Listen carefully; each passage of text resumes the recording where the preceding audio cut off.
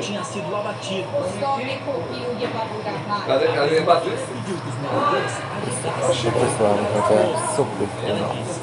Episódio 4. Vamos lá. Receberão uma valiosa recompensa. A imprensa chegou a divulgar um valor equivalente a mais de $60 mil.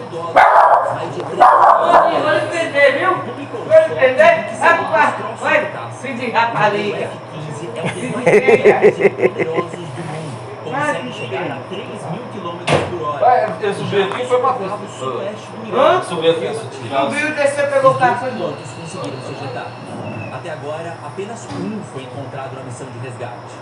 À tarde, autoridades americanas disseram ao jornal The New York Times, sob anonimato, que o segundo avião de combate tinha sido derrubado. O único piloto a bordo foi resgatado em segurança. A imprensa estatal iraniana publicou a notícia pouco depois. Dessa vez, o avião abatido era um A-10 Warhawk, que caiu no Golfo Pérsico, perto do Estreito de Hormuz. O modelo, conhecido como destruidor de tanques, é projetado para ataques contra blindados e forças terrestres. Essa foi a primeira vez desde o início da guerra que aviões militares americanos foram abatidos no Irã.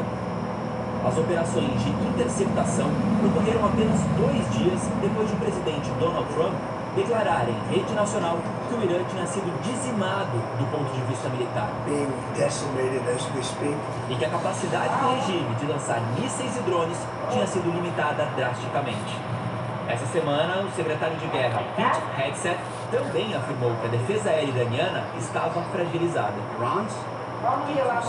Desde o começo do conflito, mais de 300 militares americanos ficaram feridos. A guerra tem uma rejeição grande aqui nos Estados Unidos. Uma pesquisa de opinião mostrou esta semana que 2/3 da população americana são contra o conflito. Os ataques de hoje contra os 2 caças podem aumentar ainda mais a oposição da opinião pública. Em meio à guerra, hoje, o governo Trump divulgou uma proposta orçamentária para o próximo ano fiscal, que começa em outubro. A Casa Branca solicitou aumentar os gastos com defesa para $1,5 trilhão, 40% a mais, o maior valor da história moderna americana. Para bancar o aumento, a medida sugere cortes em gastos não relacionados à defesa, como educação, proteção ambiental e pesquisas de cura de doenças. Os Estados Unidos já são o país que mais gasta em defesa no mundo, mais que os 9 países seguintes somados. A proposta vai para a aprovação do Congresso, que é formado por maioria governista. O correspondente Felipe Quadra tem novas informações sobre as buscas pelo piloto americano do caça F-15, que ainda está desaparecido no Irã. Felipe, boa noite. Oi, Ana Luísa, boa noite para você, para o Heraldo, boa noite a todos. Ana Luísa, o presidente Donald Trump falou agora há pouco sobre a queda do caça F-15. A imprensa ele diz que o episódio não afeta em nada as negociações com o Irã por um cessar-fogo. E se recusou a dizer o que fará caso o regime iraniano capture o piloto americano que ainda está desaparecido. Ele se limitou a falar: esperamos que isso não aconteça. Sob condição de anonimato, autoridades dos Estados Unidos relataram a veículos de imprensa que 2 helicópteros que participavam da operação de busca foram atingidos por disparos iranianos durante a operação. Os militares a bordo desses helicópteros ficaram feridos, mas a equipe conseguiu voltar à base em segurança. Israel, aliado americano nessa guerra, suspendeu os ataques ao Irã para ajudar nessa missão de resgate. O piloto americano do caça F-15, que foi resgatado, recebeu atendimento médico, mas o estado de saúde dele não foi divulgado. Ana Luísa, Heraldo. Obrigada, Felipe. Boa noite. Israel e Estados Unidos continuaram hoje com os bombardeios ao Irã, que revidou e atacou o setor de energia de países do Golfo. Os mísseis iranianos voltaram a cruzar o Oriente Médio e atingiram uma grande refinaria de petróleo e uma usina de dessalinização no Kuwait, além de instalações de gás em Abu Dhabi, nos Emirados Árabes. Na cidade, pelo menos um trabalhador morreu e outros 4 ficaram feridos. Em Israel, as sirenes soaram ainda de madrugada. Destroços de mísseis interceptados caíram sobre áreas residenciais de Tel Aviv e também no norte do país. Israel e Estados Unidos também fizeram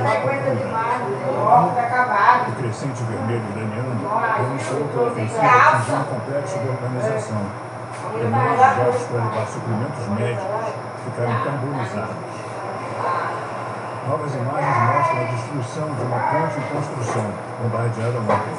Sobreviventes contaram que as pedras e escombros caíram como uma chuva na cabeça das pessoas.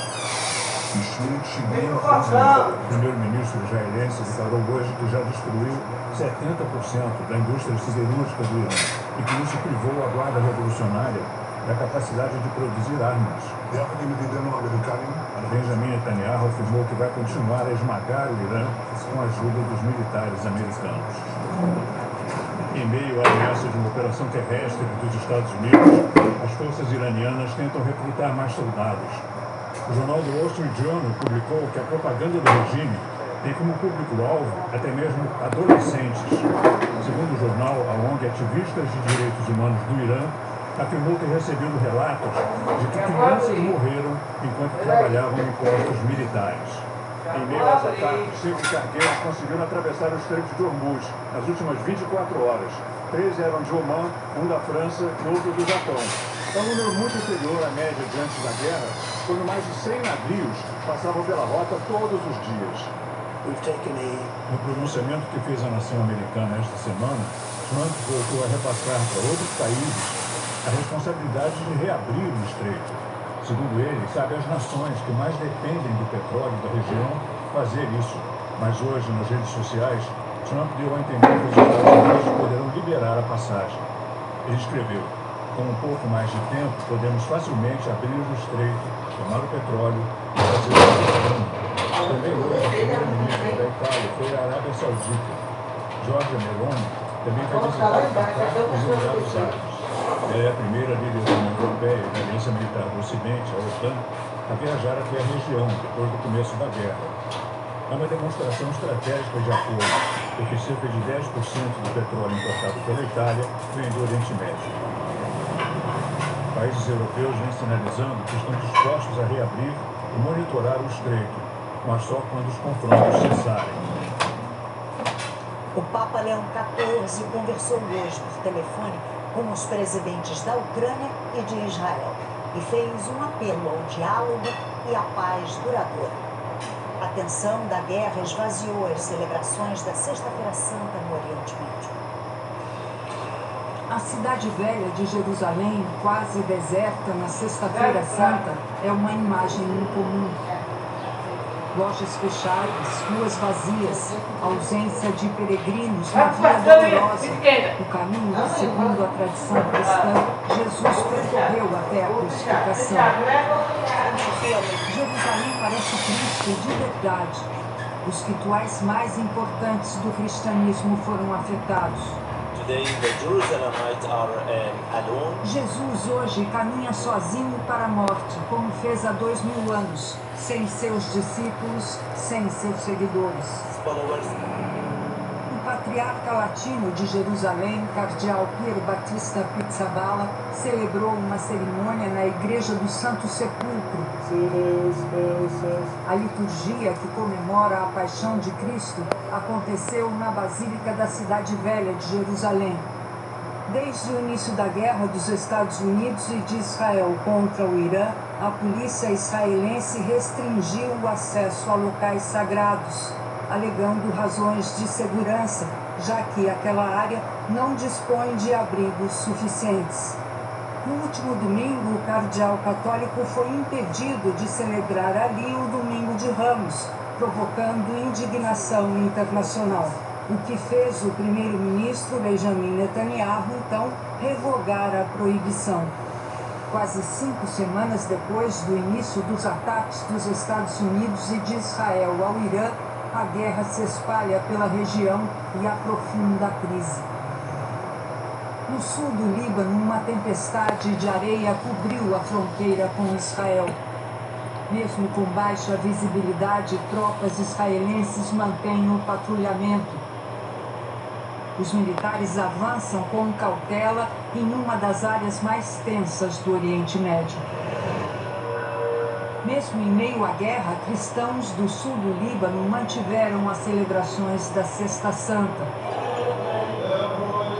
Fiéis rezaram na Catedral de São Tomás. Aquilaya, uma procissão levou a cruz pelas ruas com soldados na segurança.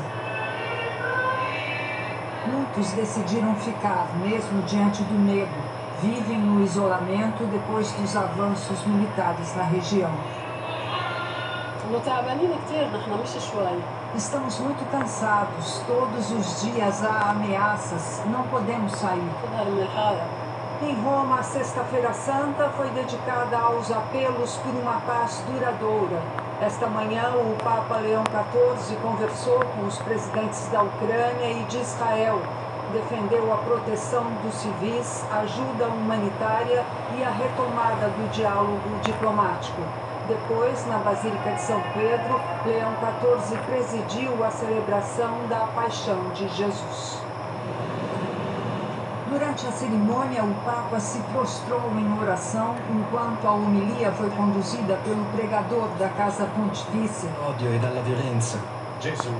Na Via Sacra, no Coliseu, Leão XIV carregou a cruz durante todo o percurso, fato que não acontecia desde Paulo VI. As meditações fizeram referência às guerras atuais e ao sofrimento de civis. Nas 14 estações da Via Crucis, a denúncia do poder exercido por líderes que pensam que podem abusar dele, desencadeando conflitos devastadores e provocando traumas em povos inteiros.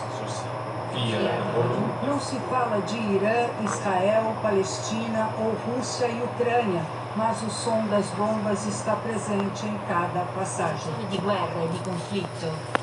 Padre, no fim, um recado direto. A fé não se cala diante da guerra. rimanga sempre. A Ucrânia vem atacando refinarias e terminais de exportação de petróleo da Rússia. Os danos a essas estruturas são mais uma fonte de pressão sobre a cotação internacional do barril. A Rússia é o segundo maior exportador de petróleo do mundo. Foram 160 bilhões de dólares só no ano passado. Toda essa riqueza abastece a máquina de guerra do país e por isso se tornou um alvo estratégico da ofensiva da Ucrânia. 3 fontes do setor, ouvidas pela agência de notícias Reuters, indicam que a Rússia já teria perdido 1/5 da capacidade total de exportação, resultado dos ataques ucranianos sobre as refinarias do país e também sobre a infraestrutura de escoamento, causando mais impacto sobre o ritmo de produção. Segundo a agência Reuters, a Rússia enfrenta atualmente uma queda na capacidade de exportação na ordem de 1 milhão de barris por dia. E mais cortes na produção de petróleo são iminentes, o que pode causar ainda mais pressão sobre a crise global de energia causada pelo Irã e pelo fechamento do Estreito de Hormuz. O aumento do preço do petróleo isso favoreceu muito a Rússia, que preocupou a Ucrânia, ou seja, a Rússia está faturando mais com o que aconteceu após a guerra com o Irã do que estava antes. Mesma coisa é o próprio Irã. Então o que a gente tem visto é a Ucrânia utilizando ferramentas e estratégias que são estratégias similares às estratégias que o Irã tem usado contra os Estados Unidos, que, ou seja, não é você confrontar o inimigo diretamente no campo de batalha, mas é você aumentar os custos econômicos e políticos para o inimigo continuar lutando essa guerra. A Ucrânia tem usado drones para atacar a infraestrutura da Rússia. 2 desses alvos são portos localizados no Mar Báltico, Ust-Luga e Primorsk, que dão acesso ao norte europeu e a uma rota comercial estratégica. Imagens de satélite mostram uma coluna de fumaça em Primorsk no último domingo, depois de um ataque ucraniano. Pelo menos 8 tanques foram danificados, o que representa cerca de 40% da capacidade de armazenamento do porto. Já a estrutura de Ust-Luga, que fica bem ali perto, sofreu ataques durante pelo menos 5 dias no mês passado, em março. Isso teria causado uma suspensão temporária do escoamento ali na região. Essa estratégia ucraniana tenta dar um golpe direto sobre o pilar financeiro da Rússia. É que a produção de petróleo e gás natural, segundo pesquisadores, representa 1/4 de toda a receita estatal do país. Nessa última terça-feira, o porta-voz do Kremlin declarou que tem sido feito um trabalho intenso para proteger o porto de Ust-Luga, além de outras instalações de infraestrutura crítica. Dmitry Peskov chamou as ações ucranianas de terroristas. A Rússia já enfrenta uma série de embargos econômicos impostos por países do Ocidente que tentam forçar o fim da guerra na Ucrânia. A União Europeia, por exemplo, que antes do conflito comprava cerca de 1/4 do seu petróleo da Rússia, praticamente zerou o volume de importações. E também decidiu acabar com a dependência do petróleo russo até 2027. A Rússia e a Arábia Saudita são os dois maiores exportadores. Então você tem já a Arábia Saudita limitada por conta da guerra do Irã. Se você tiver agora a Rússia também limitada por conta da guerra na Ucrânia, você tem aí, eu diria, a pior situação possível, mercado extremamente restrito, cada vez mais restrito, se configurar e se mantiver durante muito tempo. Você está mexendo com a demanda, com a oferta global de petróleo e, portanto, com o preço global do petróleo, que é essa commodity que é muito sensível a mudanças na oferta. Então, isso acaba afetando a todos. O chefe da junta militar de Myanmar, Min Aung Hlaing, foi eleito presidente do país. Ele conquistou com folga uma votação no parlamento dominado por aliados dos militares. O general comanda Myanmar desde um golpe de Estado em 2021 que derrubou o governo eleito da vencedora do Prêmio Nobel da Paz, Aung San Suu Kyi. Ela segue presa até hoje. A seguir, o combate ao garimpo ilegal na terra indígena Sararé, em Mato Grosso. 4 pessoas morrem na queda de um avião no Rio Grande do Sul.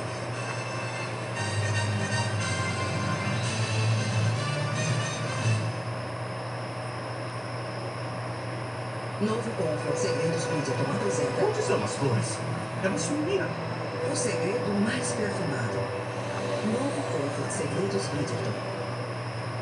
4 no 4 paga por 40 milhões de reais em cupons. É muito cupom, é muito desconto. E já liberamos 2 super ofertas para você aproveitar. Smart TV 50 polegadas 4K sempre com cupom de 400, sai por 1.899. É isso mesmo, o barato liberou o cupom de 400 nessa Smart TV. Tem com 12 cervejas Smart 350 ml, apenas 45,48. E ainda tem cupom de 5. E já tem muitos cupons sobrando. Compre agora. E 4 no 4 vai ter muito mais.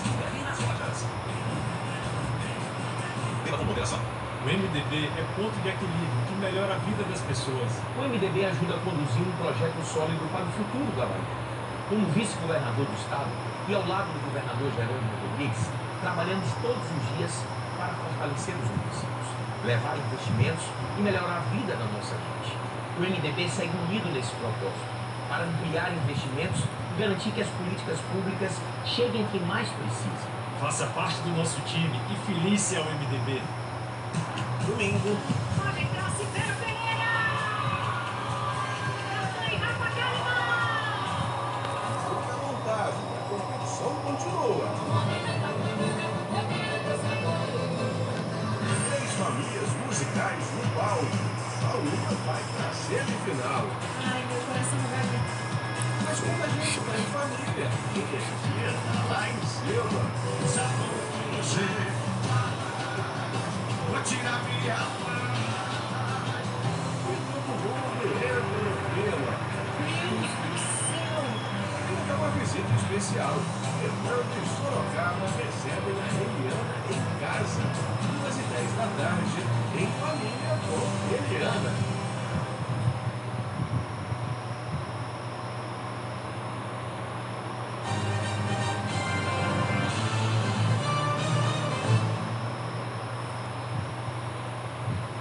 Pessoas morreram na queda de um avião de pequeno porte em Capão da Canoa, no Rio Grande do Sul. Eram 10h30 da manhã quando o acidente aconteceu. O avião caiu e explodiu formando uma grande nuvem de fumaça. 4 pessoas estavam a bordo. Os empresários Débora Belanda Ortolani e Luiz Antônio Ortolani. E os pilotos Nélio Maria Batista Peçanha e Renane Eduardo Sais. Todos morreram na hora.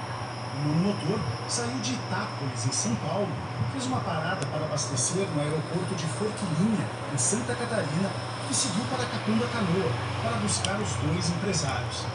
após o embarque dos passageiros, decolou de volta para o interior paulista. Segundo os bombeiros, após a decolagem, o avião bateu em um poste próximo ao fim da pista. Ele caiu em cima de um restaurante que estava fechado quando tudo aconteceu. Alguns moradores presenciaram a queda. Ele subiu, não chegou a subir totalmente, ele subiu, perdeu as forças, estava dando um barulho no motor, ele quase pegou na oficina aqui, daí pegou no poste, bateu no poste e foi de bico ali e deu aquela explosão. A gente teve essa explosão, imediatamente a gente chegou aqui no local, conseguimos retirar as pessoas aqui das residências próximas. Nós não tivemos nenhuma pessoa registrada, né, ferida nas circunstâncias desse local ali nas residências próximas. A área foi isolada ainda no fim da manhã. À tarde, bombeiros, Defesa Civil e o Instituto Geral de Perícias trabalharam no rescaldo. O CENIPA, Centro de Investigação e Prevenção de Acidentes Aeronáuticos, vai apurar as causas da queda da aeronave. 3 pessoas sobreviveram ao pouso de emergência de um helicóptero na praia da Barra da Tijuca, no Rio de Janeiro. O aparelho fazia um sobrevoo panorâmico na cidade e pousou no mar, perto da faixa de areia. O piloto e 3 turistas canadenses foram resgatados sem ferimentos com a ajuda de guarda-vidas e surfistas. Bombeiros retiraram o helicóptero do mar com o uso de cordas. A aeronáutica e a Polícia Civil investigam as causas do acidente. Uma mega operação iniciada há 10 dias combate o garimpo ilegal na terra indígena Sararé, em Mato Grosso. Um problema que se agravou nos últimos anos na região. Do alto parece uma cidade, mas são dezenas de barracas em um acampamento para garimpo ilegal de ouro na terra indígena Sararé, em Mato Grosso. Para combater as quadrilhas, os agentes do IBAMA colocam fogo em máquinas, barracas, freezers. A gente acabou de realizar a destruição de 2 freezers ali para aquele lado. Ele vai longe, ó. E encontram material até em buracos camuflados na terra. A gente já encontrou armamento, as grande parte das vezes são maquinários e alimento e bebidas. A cotação do ouro, que vem batendo recordes no mercado internacional, subiu 60% no ano passado. Em 3 anos, a fiscalização desmontou cerca de 1.000 acampamentos ilegais na região e calcula que destruiu 700 milhões de reais em equipamentos, entre eles mais de 500 escavadeiras. E 4.200 hectares da terra indígena Sararé já foram destruídos. Uma nova operação para retirar os garimpeiros começou na semana passada, quando centenas de agentes de órgãos federais chegaram na região. Até agora, 67 pessoas foram presas na mega operação. O desafio é impedir que as quadrilhas retornem ou invadam outras áreas. Nós estamos usando ferramentas de inteligência para detectar o comércio ilegal de ouro, de madeira, e com isso a gente trabalhar de forma mais estratégica. Nas cidades, nos municípios onde a gente detecta a maior movimentação por parte do crime organizado, a gente tem mantido uma presença muito mais forte.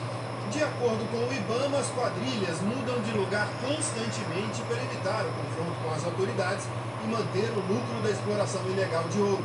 E alguns empresários dão apoio logístico a essa movimentação, o que torna ainda mais difícil a luta contra o garimpo.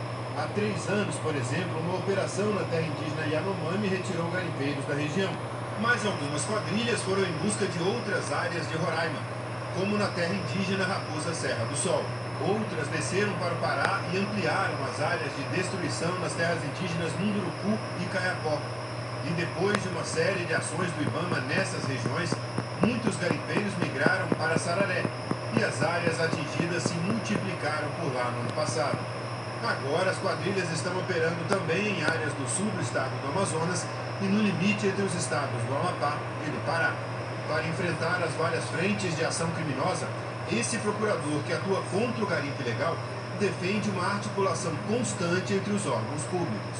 As operações, elas muitas vezes são episódicas, esporádicas e limitadas a um local específico. Então é necessário estabelecer medidas mais perenes, mais estruturadas de fiscalização, repressão e mesmo prevenção ao garimpo ilegal. Mais de 7 milhões de brasileiros já entregaram a declaração do imposto de renda. A Receita Federal alerta: golpistas aproveitam esse período para criar sites falsos e fazer cobranças indevidas. A Caroline levou um susto quando recebeu um e-mail que parecia ser da Receita Federal. Abre uma página que parece o teu aplicativo do Gov, é igual. E aí as informações que vieram, que alguma questão com irregularidade, que eu ia perder meu CPF, que eu ia perder meu acesso à conta bancária, mil coisas que eu ia ficar penalizada. Por pouco ela não clicou. Os golpes digitais estão cada vez mais sofisticados, fazem com que o usuário não desconfie. Só essa empresa de segurança da informação já identificou mais de 1.600 sites falsos da Receita criados esse ano. O impressionante que o Vitor está mostrando para a gente, todos esses sites que já foram identificados como falsos e estão sendo criados, e logo aqui ao lado tem os dias. Nossa, esse aqui, por exemplo, foi criado agora há pouco. Depois 3, 4, 6 dias. Isso vai se alimentando o tempo inteiro, né, Vitor? A criação de sites hoje leva minutos para poder serem criados e entrarem no ar exatamente com a identidade da Receita Federal. Se a pessoa clica naquele link, ela realmente vai cair aqui. E se colocar o seu CPF, ele funciona. Mariana, a primeira dica é sempre olhe para a URL do site. Se o site não terminar com gov.br, ele é fraudulento. Se você receber algum erro estranho no seu WhatsApp, se você procurar um link que vier diferente disso, pode ter certeza que ele não é um site original da Receita Federal. As mensagens também podem vir acompanhadas de um áudio criado por inteligência artificial. Olá, aqui é Descendente Avançado da Receita Federal. Identificamos uma divergência geral de seu CPF.